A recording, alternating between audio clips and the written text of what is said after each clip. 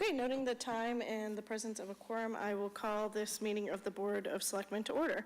As always, we will start with citizens' concerns. So if you have anything that is not otherwise on our agenda, so pretty much anything, you can please speak now. Tara Fredericks from West Acton. And I've been working a lot with people who are upset about 40Bs and being in the target zones.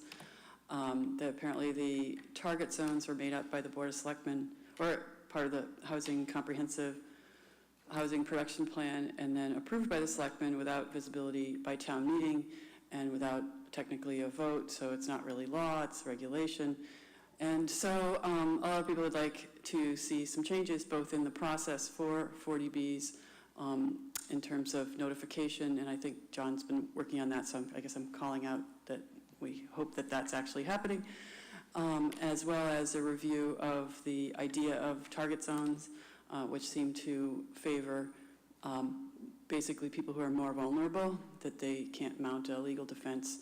It seems that the 40Bs pop up in the less expensive parcels next to people who are less able to defend themselves, not in like Faulkner Hill mansions and whatnot. So that's one thing I'd like to say. Also, I want to call it Danny Factor, because I think he's doing a great job in helping coordinate or help us as a town come to consensus on the Kelly's Corner stuff. So I really thank Danny for doing that work, because I don't think I'd have the patience, and so I want to thank him. Thanks so much. Great, thank you. Ruth Thatcher, Prospect Street. Thank you for the opportunity to speak. I have a concern. I don't expect answers. I don't expect comments. I do expect to be listened to and to be heard. Last Wednesday, I attended a public forum on the 53 River Street revitalization project, and the flyer stated, "Join us and help provide feedback on the 53 River Street revitalization project. The evening will include a presentation from the Conway students, followed by a discussion on design alternatives. This meeting will help inform a final conceptual design for the 53 River Street."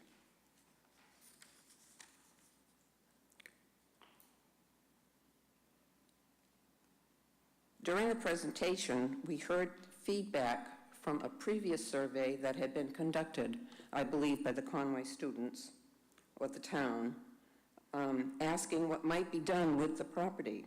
And it seemed from what I heard, it was historic restoration, conservation, or housing. Housing was the lowest, considerably lower than any of the other options for design.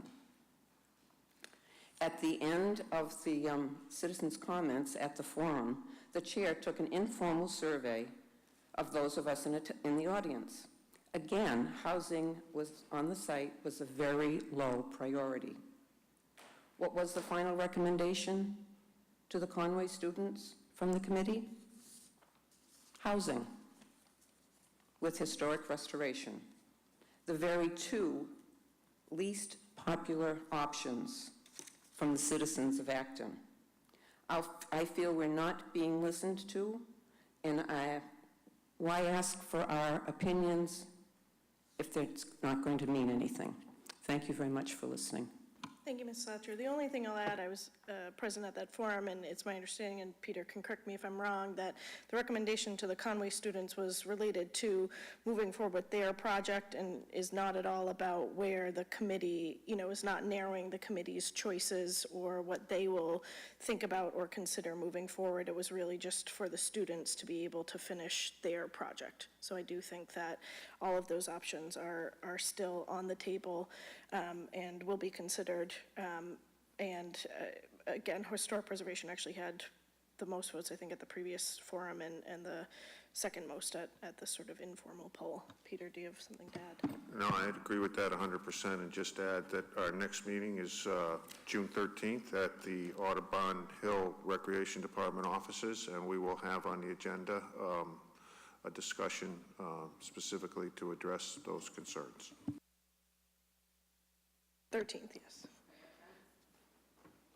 7 o'clock, and that's in the Audubon Hill. Yeah. Yes. Deborah Symes, Concord Road. This isn't really a concern, it's more a reminder that the farmer's market opens next Sunday and that I've invited all of you to come for opening remarks at 10 a.m. and I hope you'll come. Thanks. Thank you, Deborah. Unfortunately, I'm out of town, so I know I won't be there, but hopefully some other board members could make it, yes. The rest of you are on the hook. Okay, seeing no other citizens' concerns, I will do the chairman's update. I want to start by thanking members of Congregation Beth Elohim who painted and cleaned up the pump house on Prospect Street. And thank you to Corey and his department for helping organize that work. They noticed, the members of the congregation noticed that it was looking a little down in the dumps and offered to clean it up, which was really great. So thank you very much to them for doing that work this past weekend. The planning department has released a housing and economic development survey, which was mailed out to all boards and committees and is available on the town's website. You can fill that out from now until June 15th, and I encourage people to look at that and submit their responses. There's a Jones Field Fun Run and Obstacle event this Saturday, June 9th at 10 a.m. at Jones Field. I believe it's a fundraiser for the planned playground project there. The Acton Water District is offering a senior citizen water bill discount program, and they've structured it so that if you qualify for the senior citizen property tax exemption offered by the town, then you can qualify for their program. They've had a bit of a hard time getting the word out, as we all do, so I offered to share that in my chairman's update, and we'll maybe do so again at a busier meeting. But you can see the Acton Water District website for more information on that. And I also want to mention that the program for carpooling at the Maple Street lot for the train station is open, and people can apply. You need to have 3 people sign up, and you have to have always at least 2 people in the car in order to park in one of the designated spots. But if you do that, you then get a designated spot at Maple Street. We haven't had any takers yet, as far as I can tell, and Peter can tell from going down there in the mornings, but hopefully people will see that that is a viable and good way to park at the train station and increase our parking there. So if you'd like more information about that, I believe it's on our website, and if not, you can call probably DPW? No, okay, call DPW, but hopefully it's up on our website. Okay, I believe that's it, Mr. Manager. Okay, we last week awarded the bid for the library roof and HVAC replacement. You may recall back in town meeting 2017, we appropriated about $1,200,000 for that. We awarded it to Greenwood Industries. Project cost at $968,620, so it came in under bid. We're also be having a Acton Leadership Group kickoff meeting tentatively scheduled for June 28th at 7:30. We're still waiting for the school committee to get reorganized, so we know who the ALG reps on the school committee are. This is typically the first meeting where we kind of go over ground rules. Bart Wendell, the facilitator, talks about how ALG works, and hopefully John Mangiarotti will be there. He and I have talked about it. I'm sure he will be, and hopefully the new school superintendent will be there too, because he'll have to understand that process as well. And that's my report.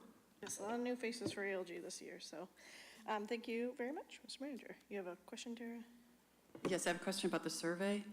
I noticed the RFP in docushare regarding the hiring, the grant, and the hiring of a consultant.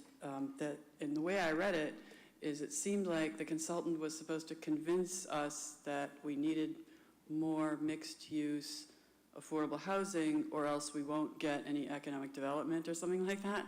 So I wanted to see whether or not the survey was connected to that RFP and the consultant and the grant from the state. The survey is connected to the grant, and if you have questions about that, you can contact the planning department. They're the ones that have put together the survey. Okay, great. Okay, and just so folks know, we had a few appointments that we ended up having to move and things that weren't ready for this meeting, which is why we ended up without any agenda items, but we do have a couple items on the consent agenda that are timely and need to be voted on prior to our next meeting, hence why we are all here. So with that, I will get to the consent agenda. I will read through the items. If you'd like to hold anything, please say hold. Number 1, useful life vote for the pumper truck. Hold. Okay. Number 2, request to dispose of obsolete voting booths, town clerk. Number 3, executive session minutes, May 21st, 2018.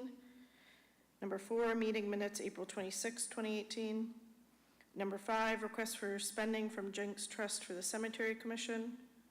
Number 6, gift account establishment, Finance Department. Number 7, I will hold, which is the right-of-way construction requests. Number 8, one-day alcoholic beverage license, Heather Chakravetti, Nara Park, June 9th, 2018. Number 9, accept gift recreation department, a gift totaling $500 from Century Bank to support production costs for the 2018 summer concert series and special events. Number 10, accept gift recreation department, a gift totaling $500 from the Acton Lions Club to support production costs for 2018 summer concert series and special events. And number 11, accept gift recreation department, gift totaling $500 from Deborah's Natural Gourmet to support production costs for the 2018 summer concert series. Peter, you held number 1. Yeah, in the memo, Steve Barrett, the finance director, requests that we vote to extend the useful life of the new fire apparatus from 5 years to 10 years, because under state statute, you can only bond it for 5 years, and the vote at town meeting was to bond it over 10 years. But the vote itself has a blank before the maximum useful life. I think the vote needs to reflect that 10 years, so I would just amend this vote to add the number 10 before the maximum useful life years. Okay. Okay, we can just include that in our motion. Yeah. Well, we can do that one separately. Okay, whatever. So why don't we just vote to approve the useful life of the pumper truck at 10 years? I'll make that motion. Okay. Okay, all those in favor, please say aye. Aye. Any opposed, any abstentions? Okay, great, thank you. All right, and I held number 7, right-of-way construction requests per previous agreement and request from Jim Snyder Grant. I had offered that people could make comments on this agenda item, so those wishing to make comments.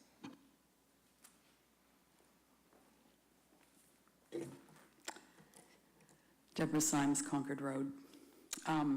Thank you for carving out time, Katie, for public comment on this item. There are resources that detail what I'm about to talk about in the copy of this testimony that I've forwarded to the BOS shell. And I was going to say to Lisa, but Lisa's not here, so I'll say to Shannon. But also I'm going to send another one because I noticed I didn't proofread it. I was doing it the last second and there are errors, so I'm going to send you the real one. I encourage you to read some of these resources if you have the time, though I also encourage you to check your blood pressure while you're doing it. Okay. The road opening, or I forget what the term is. Is it road opening, road construction? What is it called? Right-of-way construction. Right-of-way, okay. Some of these are related to permitting for my understanding is for new natural gas lines, correct? Correct, so new natural gas connections. Connections, yeah. Absolutely. Okay. So, I feel strongly that each time one of these permits or permit requests or applications comes in front of the selectmen for new natural gas infrastructure, which I'm now starting to call just methane because, you know.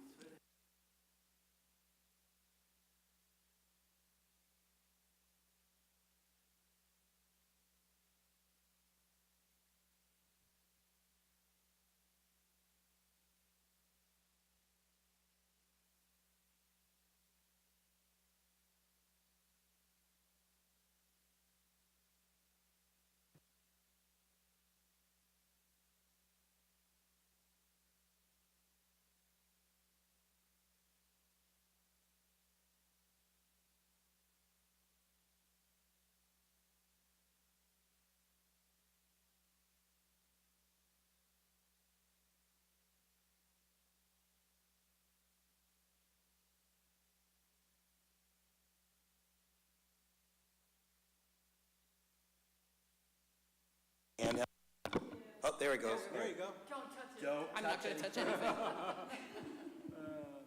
Don't breathe on it. Check, check, check. I'm going to stand way over here, okay.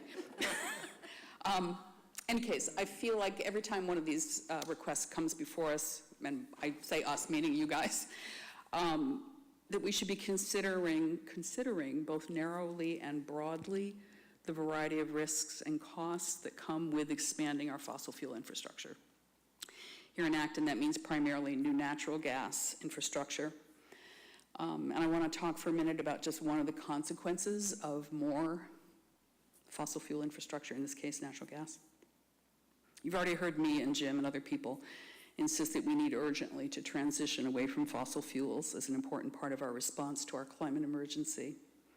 Allowing more fossil fuel infrastructure serves to tie us into the use of natural gas for decades to come. Beyond that, we need to consider where and how this natural gas we use gets to us. There's no local source. There's no drilling in Massachusetts. We don't have pockets of natural gas here. But in 32 states, hydraulic fracturing or fracking, which is an extreme extractive technology that's used because all the easy stuff has already been gotten, is used to extract natural gas. Fracking involves the injection of water and so-called fracking chemicals. There are about 40 of them, some of which we have no idea because of proprietary claims by industry. Anyway, these fracking chemicals are injected into the ground basically to break up rock and get at these trapped pockets of natural gas within rock formations. The white pine pollen is really getting me, so I apologize for my throat. 80% of the natural gas that we use in Massachusetts comes from fracked origins. Our fracked gas comes from sites in what's called the Marcellus Shale region, which includes much of New York's southern tier, a little chunk of eastern Ohio, a huge portion of Pennsylvania, and most of West Virginia. You remember that unburned methane is the greenhouse gas on steroids, as we've said 800 times here before. But our continued and perhaps greater with the new infrastructure coming online, use of frack gas subjects our friends in those regions to impacts beyond the emissions issues. Those impacts for people in those regions include contamination of groundwater, air pollution, very intensive use of water resources, which in rainy New England doesn't seem like a big deal, but in some areas in Wyoming and other areas of the country, it is a really big deal where aridity is already an issue.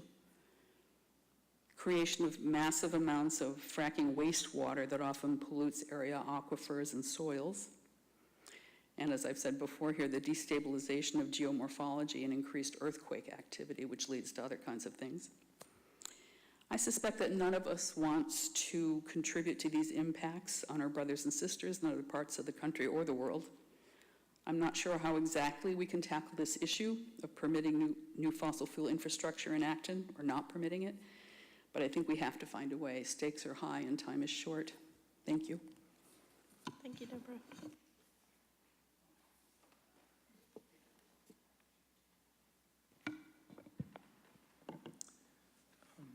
Jim Snyder Grant, Half Moon Hill. So there is a future that is possible where we've overcome the worst effects of climate change, and we're still in a climate regime where, civilization as we know it can develop and continue to develop. But getting there requires a really rapid transition away from fossil fuels. It's a good future. It's a future where we're not relying on pumping explosive and poisonous gas into all of our houses. That's a good future. But to get there requires a whole bunch of policy steps and some very simple logistical things. The simple logistical thing is stop making it worse. Stop adding new houses into the gas distribution system. Now, I know that we've started talking with Katie and with others in town and within Green Acton about various regulatory and legislative ways and incentives we can use to stop this. But we're still in this awkward situation in which, as your town council has pointed out, there are consequences for voting against these connections. And council can tell you more about those if you're curious. But there are also consequences for voting for them. And that's why we're here, to keep reminding you that these are consequential decisions on either side. We want to make sure that these kinds of consequential decisions are discussed openly and on the record. So we've got at least 3 gas connections coming up today. We've got the one on River Street. River Street, this is 43 and 45. River Street is interesting. One of the very large gas leaks in Acton, 2,000 square feet, is right there on River Street, right over at 12 River Street. And we don't have any information about whether the gas company is fixing that or not, or already has, or plans to as they make this installation. No information. 2,000 square feet of a leak from this 60 pounds per square inch coated steel line that runs through River is a big deal. The gas connection at Harris Street, less clear. There is a leak, a small leak at the end of Harris and Main Street. And then there's the one down in Putter Drive, I think it's called. I had never heard of Putter Drive before, but as you can imagine, it's near a golf course. It happens to be near the Maynard Golf Course, way in the south of Acton. That's newer. The gas leaks aren't right there. That's just simply just adding another house to hooking it up to requiring gas for another few decades. So just to say, you can vote yes, you can vote no. There's consequences both ways. Choose wisely. Thank you. Thanks, Jim.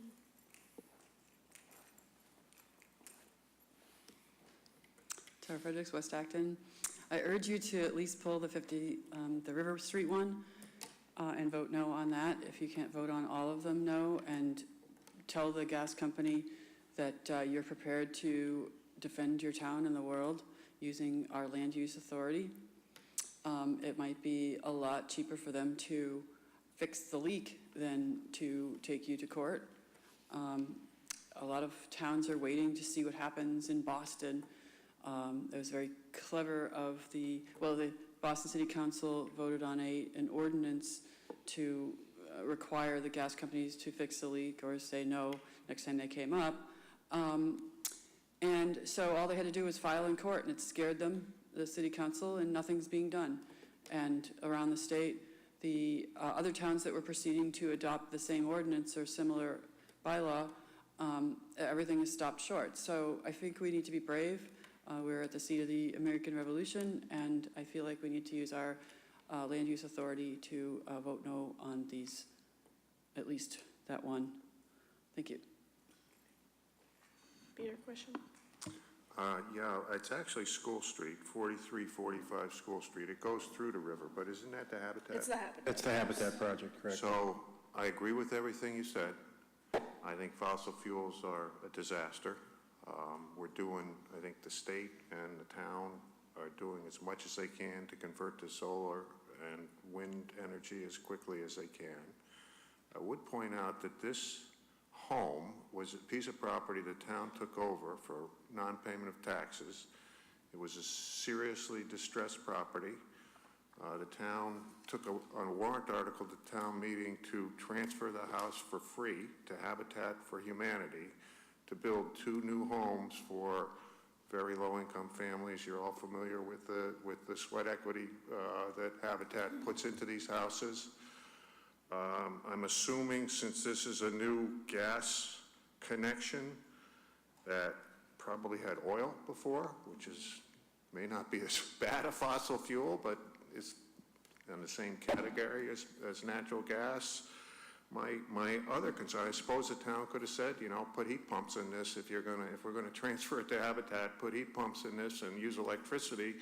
That may very well have made this an undoable project that Habitat could not afford to rehab in the first place, and the families could not afford to live there because of the higher costs of electric service than gas service. So that would be my concern about that particular property. I mean, I agree with your points, but that one has particular issues. Janet? Yeah, I'm very sympathetic to all of the comments about weaning ourselves off of dependence on fossil fuels, but as a homeowner who's served by natural gas and does not contemplate on doing that anytime soon because of the hideous expense of converting, which Mr. Snyder-Grant has also acknowledged is an issue, because if you already have natural gas service, it's difficult to switch over.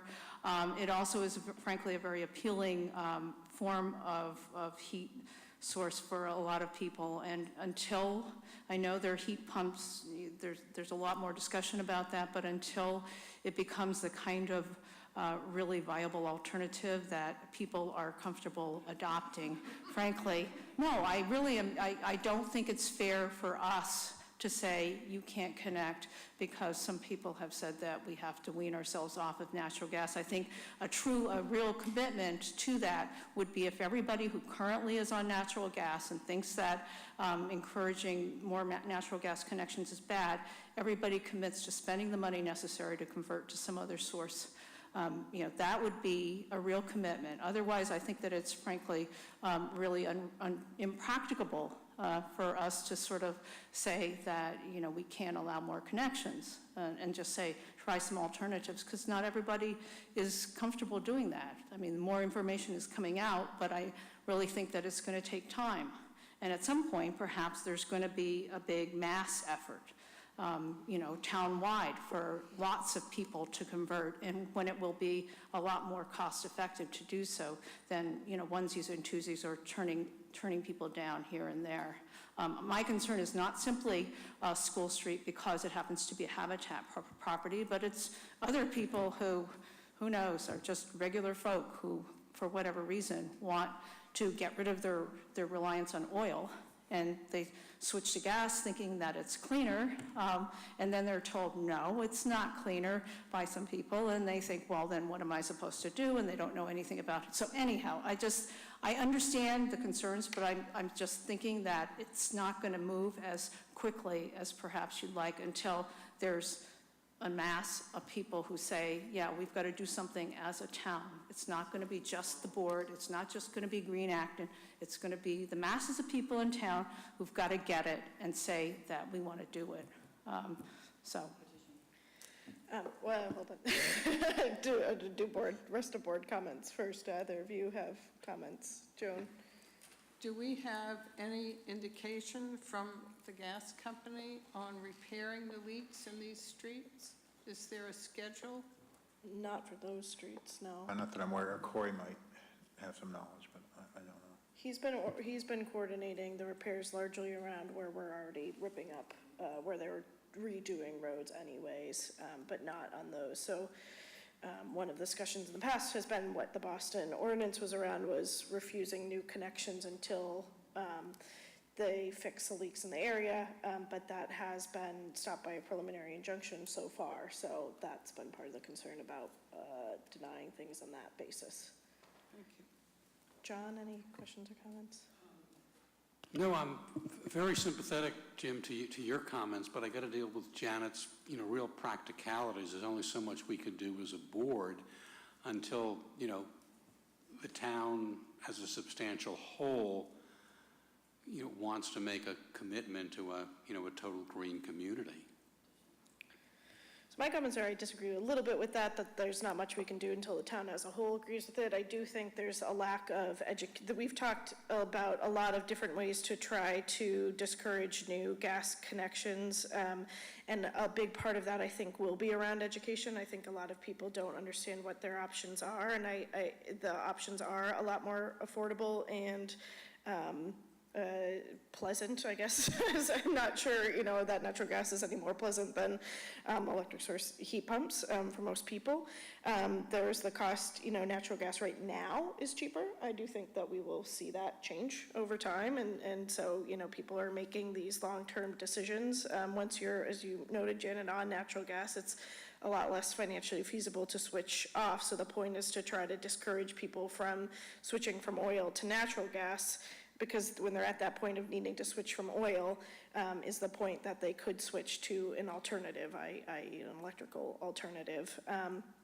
So I do think that there is a lot we should do, and we are continuing to work on those issues, but before the board, I still have the concerns about the legal ramifications of denying these right now. And so before the board is willing and able to do that, I think that we need to have a lot more ducks in a row and figure out how we're going to do that. And so I think we start with putting in place the environmental sustainability policy that we're working on, and then I think we need to have discussions around what kind of regulations or bylaws or other things we can put in place that either would be similar to the Boston bylaw, because maybe it's not worth waiting to see what happens with Boston, or are there alternative ways that we can go about discouraging new connections of natural gas, and so there are a lot of options that we're looking into. I just don't think we're there yet. And so until we have something in place as a town, and those are things that would have to be taken to town meeting, and so at that point, again, it comes into the education part,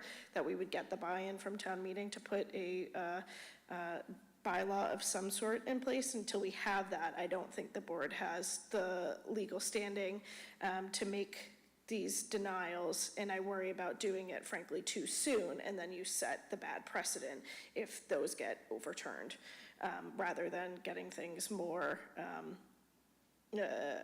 having more backing before denying anything. So that's why I will vote to approve these tonight, but do want to continue to work both on the education piece and then also on the piece to get more protection essentially for the Board of Selectmen in place if we choose to want to deny these in the future. At least if they don't at the very least, if they don't fix the leaks in the nearby area, but that's a bigger conversation. Janet? Just one thought, because we do have that complete survey of gas leaks in town. I'm just wondering, for what it's worth, if, Corey or whoever's communicating with these guys, because they do have to cut into the road, if while he's, communicating with them, he could say, well, by the way, we've noticed that just down the street, you've got this humongous leak.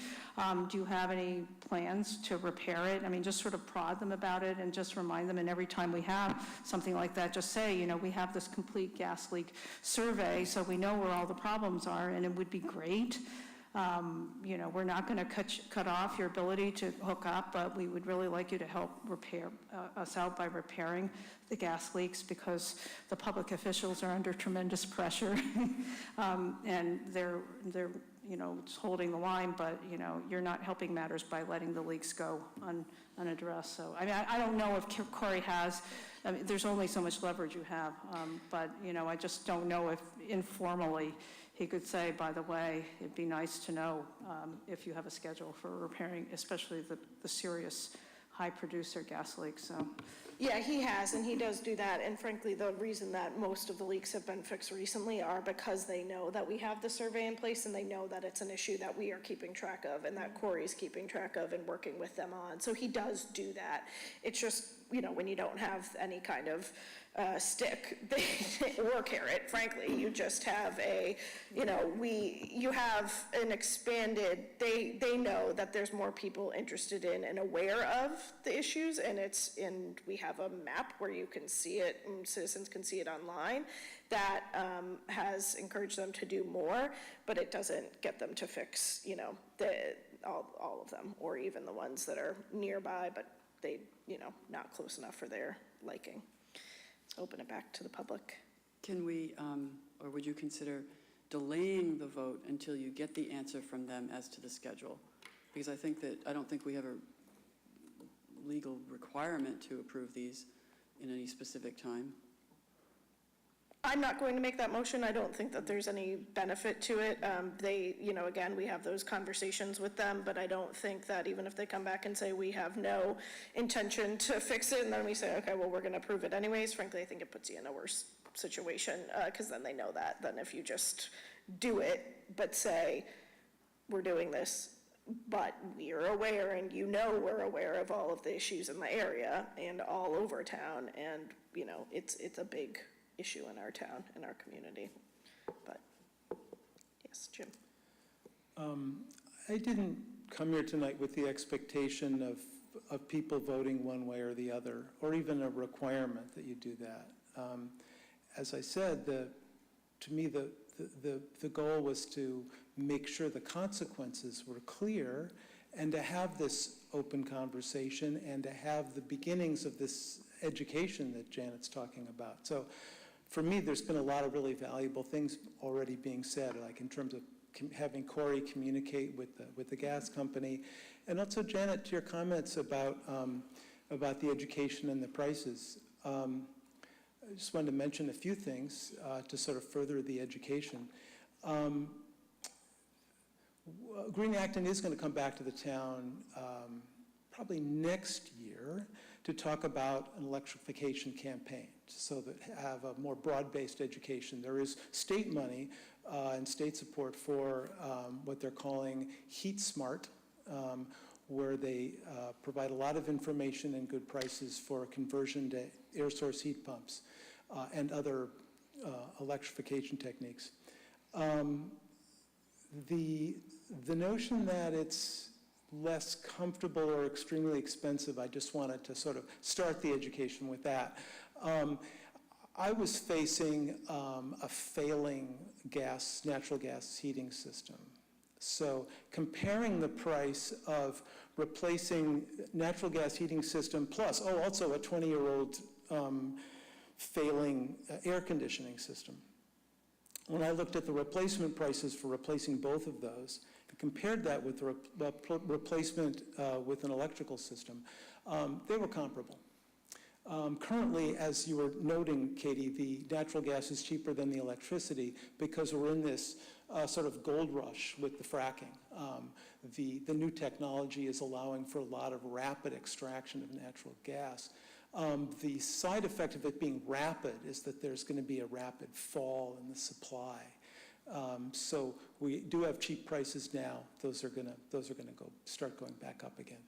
Also, at some point in this successful future we want with renewables, there's going to be part of the whole basket of carrots and sticks that's going to be needed is a system where a carbon tax system where things like natural gas and oil are going to be more expensive. So preparing people for that future now is a good thing. I'm very happy with my all electrical system now. I love my induction stovetop. I love the heating system, which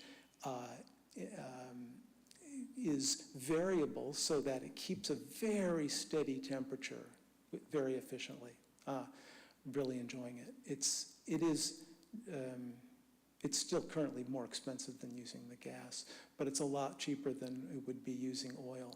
So I think the other reason to have this kind of education is exactly that opportunity you're talking about, Peter and Katie, for when there's another project coming up, like the Habitat Project or other future housing projects. The time, if they're currently being run on oil, the time to make sure that transition is done to electricity is early on. It's got to get noticed right away, mentioned, and moved in that direction early on. Then there's hope. Thank you. Thank you, Jim. Okay, yes, Joe. Right-of-way construction requests other than these three? I think there was a relay, I think they were all this time related to natural gas, but I can't remember off the top of my head. There was a relay one and I think there's a water. a water there's a one, water yeah, so it's not, we kind of lump them all together let's now. see. It was in our packet, all of them. But if people don't, Okay, there's, 4 gas service. One's a relay gas Yeah. service on Putter Drive. I'm not sure, but there's 4 gas and 1 water. okay. So unless people want to vote on it separately, I'd take a motion on approving the remaining consent agenda items. Move to approve consent agenda items, because we've already done one, right? Yep. So items 2 through 11. I'll second. Okay, any other comments or questions? All those in favor say aye. Aye. Any opposed? Any abstentions? Okay, all right, and that is it. So do Move I to have a adjourn. motion to adjourn? Thank you. We can sit here. I move to adjourn. There you go. All those in favor, please say aye. Aye. Aye. Any opposed? Any abstentions? All right, see you all in 2 weeks.